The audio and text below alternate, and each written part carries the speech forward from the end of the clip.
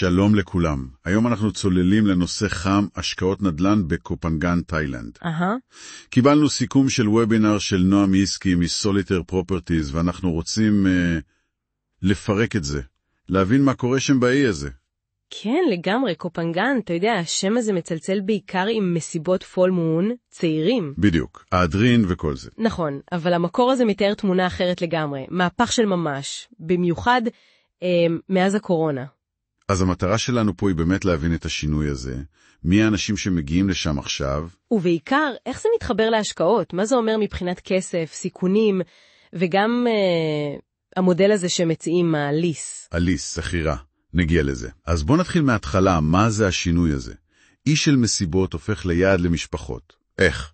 אז לפי מה שמתואר שם, הקורונה שינתה את כל כללי המשחק. פתאום הגיעו לאי משפחות. סתם ככה? לא סתם. הרבה מישראל, מרוסיה, גרמניה, צרפת, והן מה שנקרא נתקעו שם בהתחלה, אבל אז... אין נשארו. אוקיי. והתחילו לשתף ברשתות, אתה יודע, אינסטגרם, פייסבוק, פתאום כולם רואים שאפשר לחיות שם אחרת. וזה יצר אפקט כזה. בדיוק, אפקט כדור שלג. פתאום יש שם קהילה של משפחות, גילאים 30-40 כזה, מצב סוציו-אקונומי בסדר גמור ומעלה. לא התרמילאים הקלאסיים. ממש לא. אנשים שמגיעים ל3 חודשים, חצי שנה, שנה, חלק נשארים לגמרי. יש שם סצנה של עבודה מרחוק, נובדים דיגיטליים, יזמות מקומית. מעניין מאוד. אבל רגע, אי טרופי זה נחמד, אבל משפחות צריכות, בתי ספר, חוגים, מה קורה עם התשתיות? אז זה הקטע. לפי הוובינר, התשתיות התפתחו בקצב מטורף. באמת? כן. בתי ספר גדלו. נפתחו כיתות תיכון, אפילו עם אופציה לבגרויות בינלאומיות. וואו. ויש מלא חוגים פתאום, כדורגל, פאדל, כדורסל, נינג'ה, קפוארה, בלט, מה שאתה רוצה. והאוכל, והאינטרנט. גם וגם, בתי קפה ומסעדות ברמה מערבית, הרבה מהם של זרים, אינטרנט יציב שמאפשר לאנשים לעבוד מהבית, מה שנקרא. טוב, זה נשמע כמו שינוי אמיתי. והם מדגישים גם את האווירה הנעימה, את האדיבות התאילנדית, את זה שאין כמעט אנטישמיות, זה גם פקטור. ברור. אז התמונה הזו של אי מתפתח מביאה אותנו ישר לשאלת הנדל"ן. איך משקיעים שם? הרי יש את כל הסיפור עם החוק התאילנדי. נכון מאוד. וזו הנקודה אולי הכי חשובה. החוק בתאילנד מאוד נוקשה בעניין הזה. מה הוא אומר בעצם? שרק אזרח תאילנדי או חברה שיש בה רוב של 51% בעלות תאילנדית, יכולים להיות בעלים של קרקע. נקודה. זה בעייתי למשקיע זר. מאוד. היו סיפורים לא נעימים בפוקט בקוסמוי, אנשים שניסו לעקוף את החוק, זה נגמר לא טוב. החרמות וכו'. אז איך בכל זאת אפשר להשקיע שם? כאן נכנסת החברה הזו שהעבירה את הוובינר, סוליטר פרופרטיז. בדיוק. נועם איסקי והשותפים שלו, איציק חילה וטל נוטקביץ', ישראלים שחיים שם, חיפשו פתרון. אוקיי. פתרון שהוא לטענתם לפחות 100% חוקי ובטוח למשקיע הזר. ומצאו אותו במודל הליס. ליס, חכירה.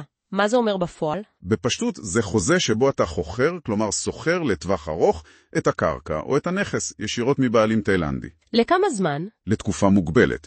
החוק מאפשר עד 30 שנה. זה המקסימום. וזה חוקי לגמרי. לפי מה שהם מציגים, כן. העסקה נרשמת במשרד הקרקעות הממשלתי או לנד אופיס. זה לא איזה קומבינה. הבנתי. אז אתה לא צריך להקים חברה תאילנדית בשביל זה.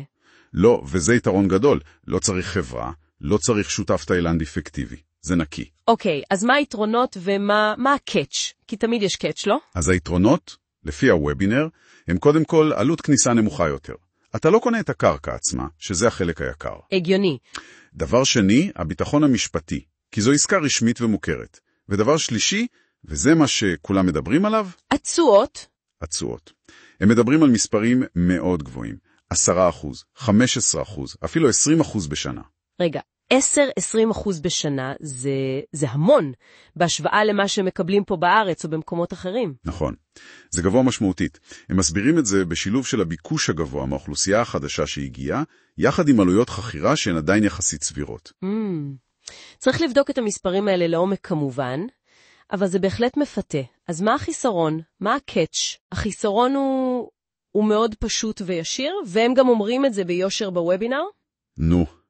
בסוף התקופה, נגיד אחרי 30 שנה, הנכס שבנית והקרקע שהוא יושב עליה, פשוט חוזרים לבעלים התאילנדי.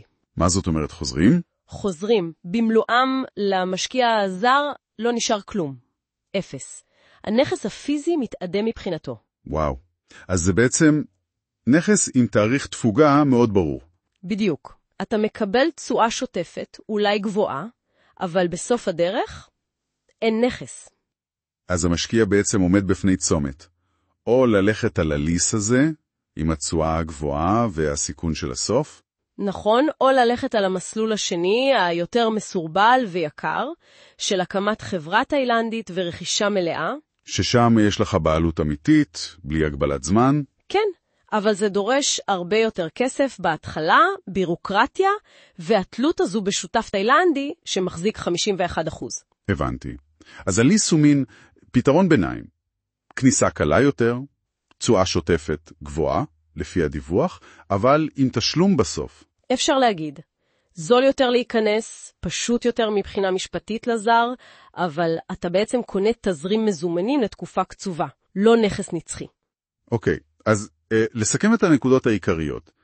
קופנגן באמת עברה מהפך, מאי של מסיבות למקום שמושך משפחות, יזמים. לגמרי.